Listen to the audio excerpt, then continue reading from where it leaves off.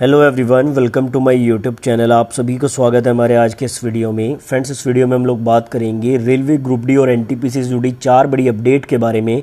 देखिए 26 तारीख तक 4 अपडेट सामने आई है, उसके बारे में आपको बताऊंगा। जिसमें सबसे पहले है कि एनटीपीसी में वैकेंसी बढ़ने की बात यहाँ पर कही जा रही है, कोई इंटरनल नोटिस वायरल हो रहा है, उसकी सच्चाई के बारे में थोड़ा सा बात करेंगे कि क्या आपका सीबीटी होने के बाद भी जो है वैकेंसी में इंक्रीमेंट हो सकता है या फिर वैकेंसी को कम किया जा सकता है, उसके बारे में थोड़ा सा बात करेंगे। एनटीपीसी का लेवल 2, 3, 5 का जो एग्जाम डेट का नोटिस है वो अभी तक क्यों नहीं आया है, कब तक आपका एग्जाम हो सकता है। साथ ही यहाँ पर देखिए नॉन सेफ्टी कैटेगरी की जो 50% पोस्ट है उनको समाप्त करने का जो नोटिस है या सर्कुलर है वो यहाँ पर सामने आ गया है। तो लगभग 50% नॉन सेफ्टी कैटेगरी की पोस्ट खत्म होने वाली है, वो भी नोटिस आपको दिखाऊंगा।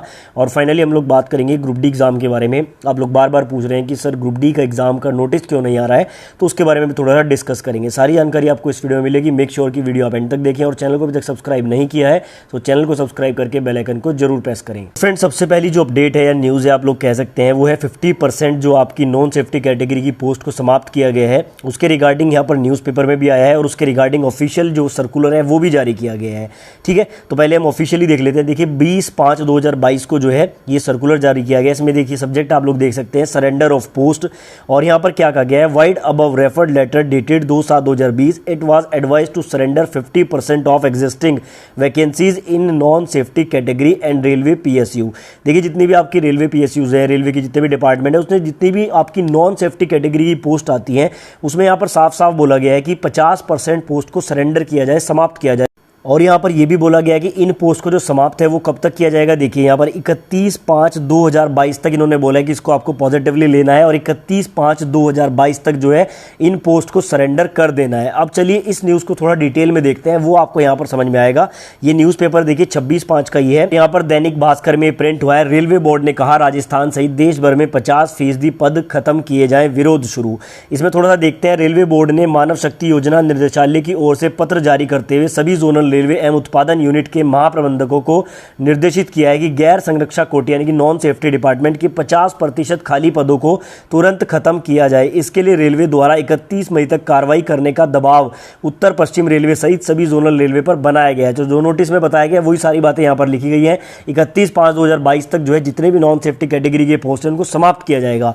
रेलवे बोर्ड का यह फरमान यदि लागू हो जाता है तो उत्तर पश्चिम रेलवे के सभी मंडल, कारखाना मुख्यालय और विभिन्न यूनिट के लगभग 1600 पद समाप्त हो जाएंगे। ठीक है ना, ये सिर्फ यहाँ पर उत्तर पश्चिम रेलवे की बात हो रही है। 1600 पद यहाँ पर समाप्त हो जाएंगे। इसमें लेखा, कर्मी, वाणिज्य, सामान्य प्रशासन, चिकित्सा, सुरक्षा विभाग सबसे अधिक प्रभावित होंगे। वहीं रेल मंत्रालय द्वारा केंद्रीकृत रोजगार सूचना संख्या CN 1/2019 के अंतर्गत 21,984 गैर संरक्षण यानी कि देखिए जो आपकी 1/2019 की जो नोटिफिकेशन है उसमें भी 21,984 आपके नॉन सेफ्टी कैटेगरी के पोस्ट हैं कि भर्ती प्रक्रिया एवं भावी GDC चयन में इससे प्रभावित होंगे जो अन्यायपूर्ण है। इनका कहना है कि जो फिलहाल की वैकेंसी चल रही है उसमें जितनी नॉन सेफ्टी डिपार्टमेंट की पोस्ट है वो भी प्रभावित होंगे।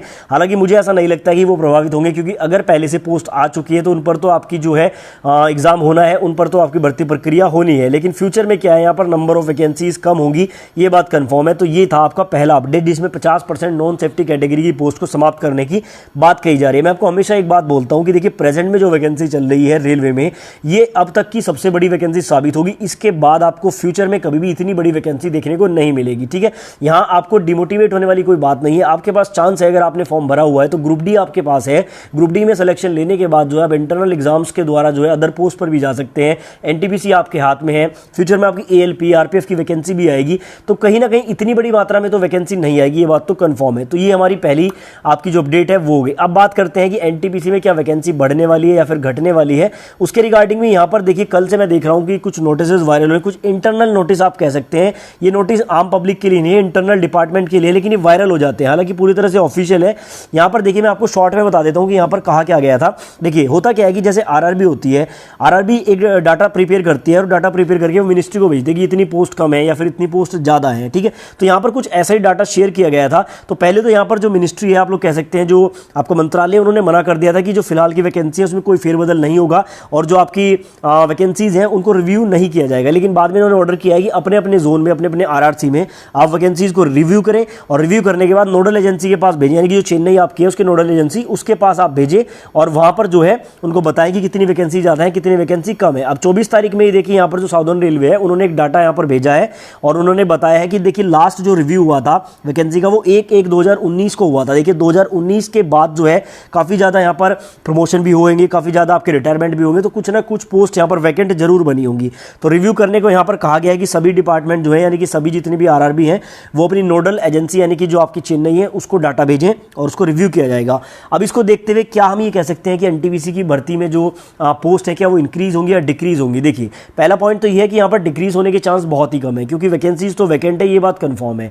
3-4 साल से यही वैकेंसी लटकी हुई है, तो वैकेंसीज आपकी वैकेंट है, ये कंफर्म है। लेकिन हम ये नहीं कह सकते कि वैकेंसी इंक्रीज होगी, क्योंकि आपको पता है एनटीपीसी का CBT 1 हो चुका है और कभी भी ऐसा नहीं होता है कि एक एग्जाम कंप्लीट होने के बाद उसके मेंस के एग्जाम में वैकेंसीज को इंक्रीज किया जाए। हालांकि रिव्यू का यहाँ पर प्रोसेस चल रहा है, हो सकता है कि फ्यूचर की वैकेंसी के लिए हो। आपको पता है कि इलेक्शंस 2024 में है, उससे पहले यहाँ पर नोटिफिकेशन भी आना है 2022 के एंड में या फिर 2023 में। हो सकता है कि ये रिव्यू उसके लिए कराया जाए। इंटरनल मैटर है, यहाँ पर हम लोग कुछ ज़्यादा नहीं कह सकते हैं और हो सकता है कि इस बार की जो एनटीपीसी है उसमें कुछ वैकेंसी बढ़ाई जाए, लेकिन उसकी संभावना मुझे कम लगती है, क्योंकि CBT 1 आपका हो चुका है, CBT 2 की प्रक्रिया चल रही है। इस कंडीशन में अगर वैकेंसीज को इंक्रीज किया जाता है तो यहाँ पर रेशो में फर्क पड़ता है किस तरह से स्टूडेंट को सेलेक्ट किया जाएगा। तो मुझे जहाँ तक लगता है प्रेजेंट वैकेंसी पर तो इसका कोई प्रभाव नहीं पड़ेगा, लेकिन फ्यूचर की वैकेंसी के लिए रिव्यू किया जा रहा है। अब यहाँ पर 2 पॉइंट आपने समझे, एक तरफ तो यहाँ पर वैकेंसीज को सरेंडर करने की बात हो रही है, एक तरफ यहाँ पर वैकेंसी आने की बात हो रही है। तो देखिए समझिए, वैकेंसीज तो आपकी फ्यूचर में आएंगी, लेकिन नंबर ऑफ पोस्ट कम आएंगी और जैसे आपकी डिफरेंट पोस्ट है वो भी कम हो जाएंगी। जैसे मैंने एक एग्जांपल में हमेशा लेता हूं गेटमैन का,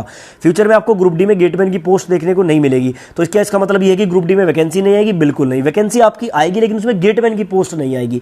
तो पोस्ट सरेंडर से मतलब ये है कि काफी सारी पोस्ट खत्म हो जाएंगी और वैकेंसी आपकी आएगी लेकिन इतनी बड़ी मात्रा में नहीं आएगी। तो उम्मीद करता हूं ये 2-3 डाउट आपके यहां पर क्लियर हो गए होंगे। अब यहां पर एनटीपीसी लेवल 2-3-5 की एग्जाम डेट को लेकर एक नोटिस वायरल हो रहा है, तो बताने की आवश्यकता नहीं है कि ये नोटिस पूरी तरह से फेक है, लेकिन यहां पर सवाल ये है कि अगर ये नोटिस फेक है तो ओरिजिनल नोटिस कब तक आएगा। देखिए जैसा कि आपको बताया गया था कि 12 जून ऑनवर्ड जो है आपका एनटीपीसी का एग्जाम लिया जाएगा, उसके अकॉर्डिंग तो अभी तक कोई ना कोई नोटिस आ जाना चाहिए था, क्योंकि देखिए 12 दिन वो और लगभग 4-5 दिन 15 दिन अभी आपके लगभग शेष बचे हैं, तो 15 दिन पहले तो नोटिस आ जाना चाहिए था। तो अगर नोटिस नहीं आया है, कुछ भी आपको नहीं बताया गया, एग्जैक्ट डेट नहीं बताई गई, इसका मतलब 12 जून यानी कि आपका एग्जाम थोड़ा सा आगे खिसक सकता है, आगे तक जा सकता है, क्योंकि 15 दिन 20 दिन पहले कम से कम रेलवे नोटिस देता है। जब तक नोटिस नहीं आता है तब तक आप आइडिया नहीं लगा सकते हैं। तो जहां तक मेरा मानना है 12 जून ऑनवर्ड का मतलब 12-20 के बीच में अगर आपका एग्जाम होना होता तो अभी तक नोटिस आ जाता, तो थोड़ा सा एग्जाम में डिले हो सकता है, तो आपको थोड़ा वेट करना होगा। और फाइनली हम लोग बात करते हैं ग्रुप डी एग्जाम डेट के बारे में।